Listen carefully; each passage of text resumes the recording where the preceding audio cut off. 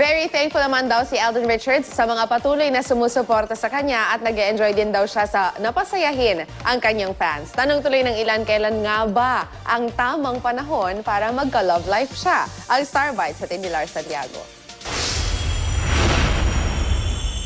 So, kumusta na? Kumusta ang mga araw? Sobrang hectic, sobrang busy po. Pero coping up dito, very happy with everything that's happening. Sobrang nakaka-overwhelm. Nag-sink in na ba sa'yo na tuwing lalabas ka, parang laging nakaabang yung mga tao? Ang gusto kong mag-sink in sa akin ngayon, yung dami ng sumusuporta po sa akin. Yung daming supporters, yung dami ng fans na naniniwala at na nagtatanggol sa akin sa lahat ng mga negativity at saka yung sumusuporta po sa lahat ng ginagawa ko. Yun po ang gusto kong i-sink in. Sa dami ng mga binitawang words of wisdom ni Lola ni Dora, ano kaya ang talagang tumatak sa isipan ni Alden?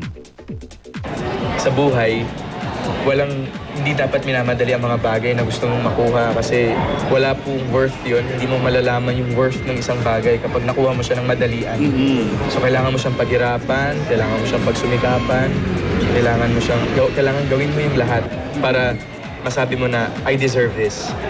Kumbaga, parang ma-apply mo rin sa sarili mo na hindi naman, yung popularity naman basta serve to you on a silver platter. Alam ko po kung ano yung, alam ko po yung feeling ng nare-reject, alam ko po yung feeling ng nagkakaroon ng mga failures, alam ko po yung feeling na hindi ako nagugustuhan. So siguro ang tanging ginawa ko na lang po after those challenges na dumating is to keep fighting kasi ito pong pag-artista talagang dream po ito ng mom ko for me. So sabi ko, ayokong masayang. Kumbaga parang ito yung legacy niya on me. This is her legacy and I'm doing this for her still. So pag nakikita mo sa bahay yung picture niya, nagpapa-baby wave ako. Sayang di mo naabutan to. Pero I'm sure wherever she is now, she's very happy.